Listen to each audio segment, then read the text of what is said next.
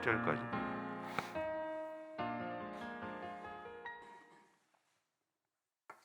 다 찾으셨죠? 우리 한 절씩 교도하겠습니다. 7주를 셀지니 곡식의 낫을 되는 첫날부터 7주를 세어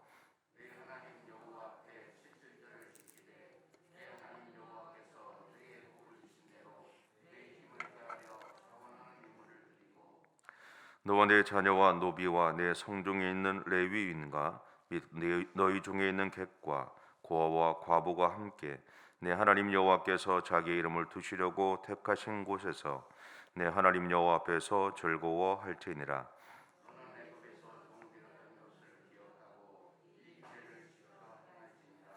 너희 타작마당과 포도주 틀의 소출을 거두어 들인 후에 이레 동안 초막절을 지킬 것이요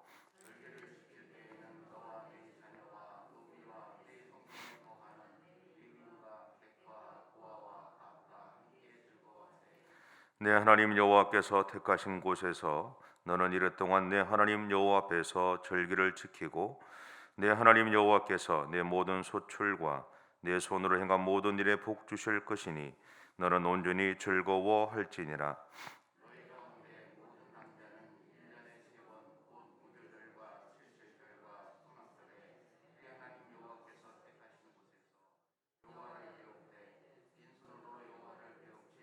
같이 읽습니다. 각 사람이 내 하나님 여호와께서 주신 복을 따라 그 힘대로 드릴지니라. 아멘. 신명기 16장 1절부터 17절까지는 이스라엘의 3대 절기에 대한 이야기입니다. 이제 여러분 잘 아시겠지만 이스라엘 백성들의 남자들은 1년에 3번이죠. 그러니까 6월절, 6월절 다음부터 시작하는 무교절까지 합쳐서 이야기하니까 6월절, 무교절, 그 다음에 77절, 오늘 성경을 표현하면 77절, 그 다음에 초막절. 이 세 절기에는 반드시 이스라엘 백성들의 남자들이 예루살렘 성전에 가서 예배를 드려야 했습니다. 그들이 어느 지역에 살든 상관없이 그들은 반드시 1년에 3번은 예루살렘 성전에 모여서 함께 예배를 드려야 했죠. 오늘 말씀을 준비하면서 그런 생각이 들었어요. 왜 하나님이 이스라엘 백성에게 3대 절기를 주셨을까? 이 절기의 의미가 도대체 무엇일까? 일반적으로 우리가 모르는 것이 아닌데 하나님이 이 절기를 통해서 이야기하고자 하는 것이 무엇인가라는 어떤 의문들이 사실은 좀 생겨서 말씀을 이제 그쪽에 맞춰서 그냥 준비를 좀 했습니다. 하나님이 왜 그들에게 이 절기를 지키라고 명령하셨을까? 그러니까 성경에서 밝히는 것은 6월절과 이 무교절이라는 것은 그들 애굽에서 해방시키신 하나님을 기억하라는 거잖아요. 근데 그들의 이 애굽에서의 해방에는 3가지 의미가 있는 것 같아요. 첫째는 오늘 우리에게 있어서 예수 그리스도를 통해서 이루어진 죄에서의 해방을 의미하고요.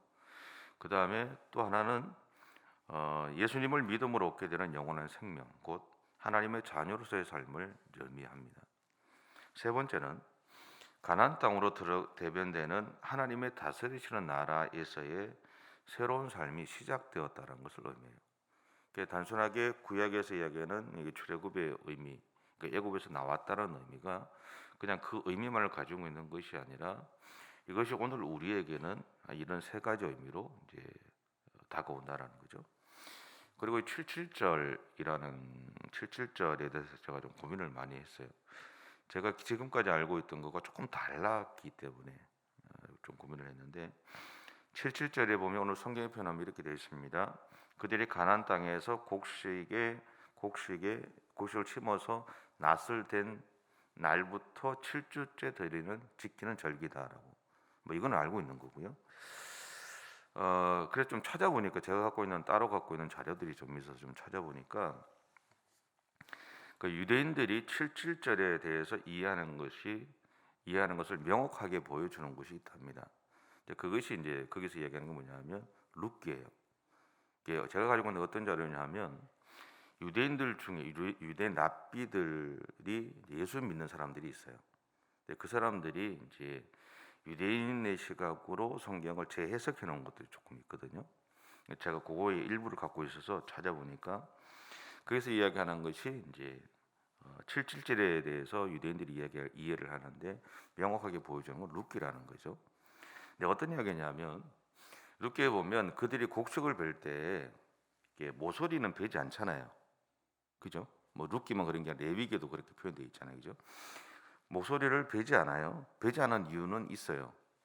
그래서 뭐냐면 가난한 자와 고아와 과부와 객이 그것을 통해서 자신들의 생명을 유지하게 만들기 위함이다라고 이렇게 이야기를 해요. 그러면서 성경에 어떤 표현이 있냐면 너희도 과거에 나그네였다라는 말이 있어요. 다시 말하면 너희도 과거에 누군가의 도움을 받아서 살아왔다라는 것을 이제 의미하는 거죠.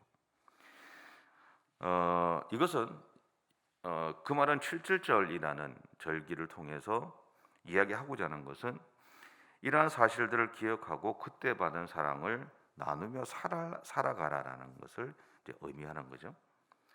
또한 여기에는 다른 사람들을 향한 배려 그리고 예수 그리스도가 우리에게 자신의 생명을 주신 사랑의 의미도 사실은 포함되어 있습니다. 그래서 7.7절이라고 하는 것은 우리가 일반적으로 요즘 시대는 우리 식으로 생각하면 오순절이기도 하죠. 근데 이 7.7절이라는 것은 첫 번째 그들이 가지고 있는 생각은 자신들이 과거에 누군가의 도움을 받았던 나그네처럼 살았던 것처럼 자신들이 지금 안정된 이 시점에서 누군가를 돕는 자신들처럼 어려움을 겪는 누군가를 도울 수 있는 그런 사랑을 베푸는 절기가 7.7절이라는 것이죠. 세 번째 초막절은요. 타작마당 오늘 성경 표현하면 타작마당에서 포도주 틀에서 첫 번째 소초를 얻었을 때 이 모든 것을 허락하신 하나님의 축복하심에 대해서 감사를 드리는 절기입니다. 동시에 그들은 이 7.7절 그러니까 초막절에는 타작마당에 초막을 지어요. 그러니까 뭐 어떻게 성경에 표현하면 요즘은 이제 유대인들이 이제 자기 집 마당에다가 아예 이제 천막으로 이렇게 짓기도 해요.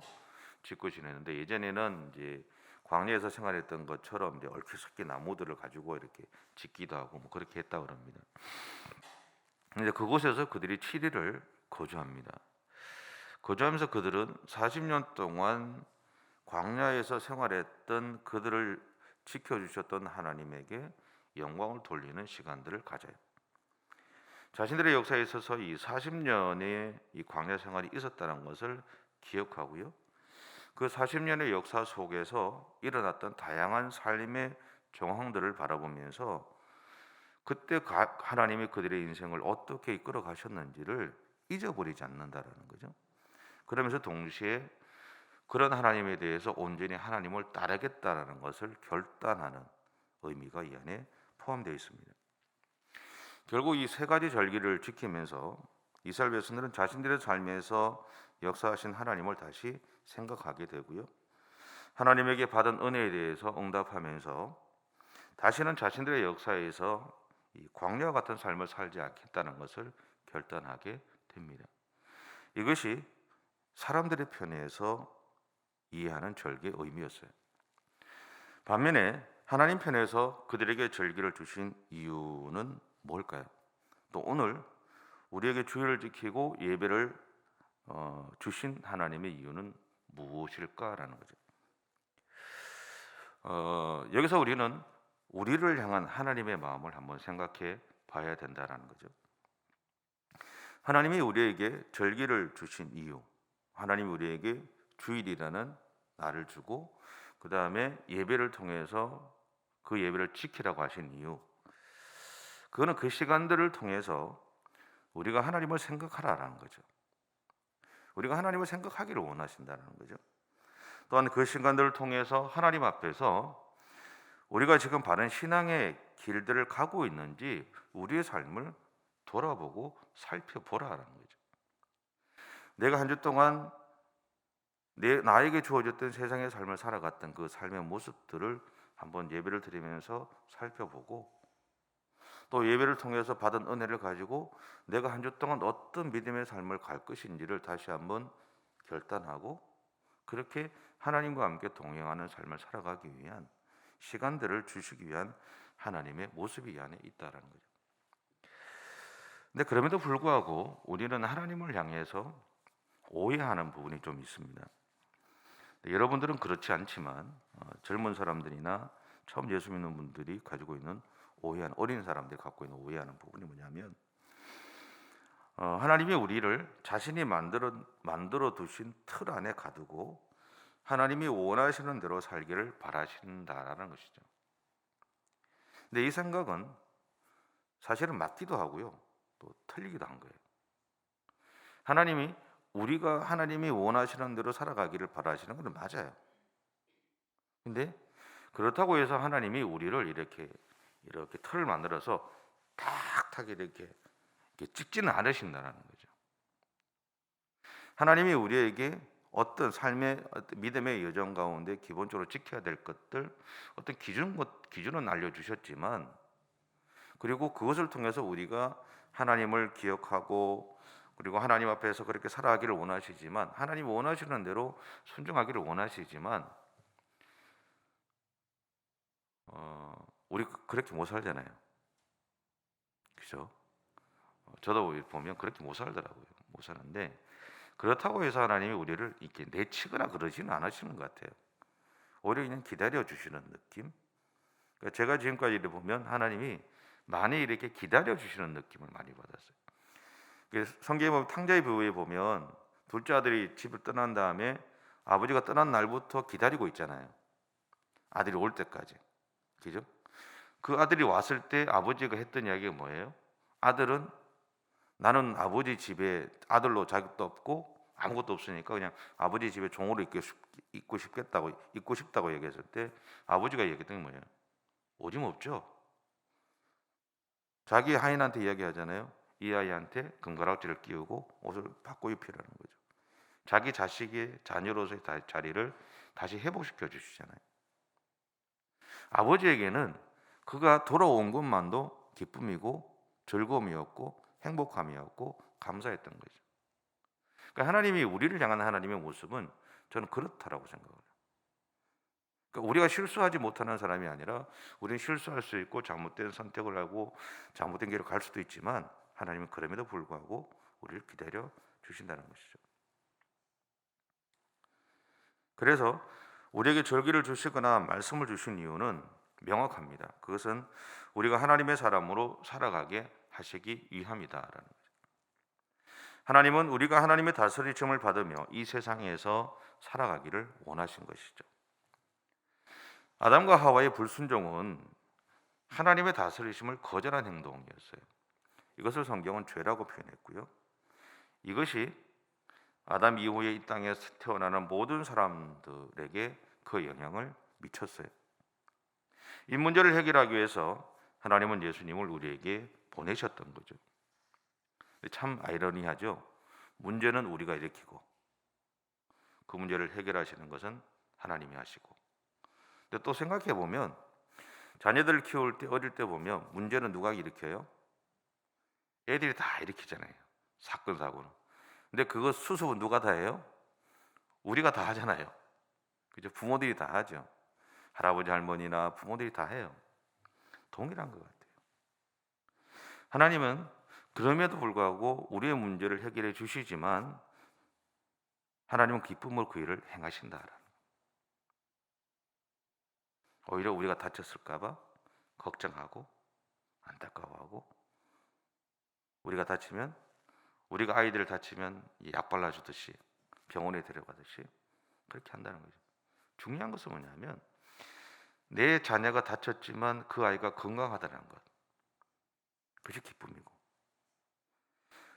우리가 문제를 저질렀지만 그 문제를 해결해 주셨던 하나님은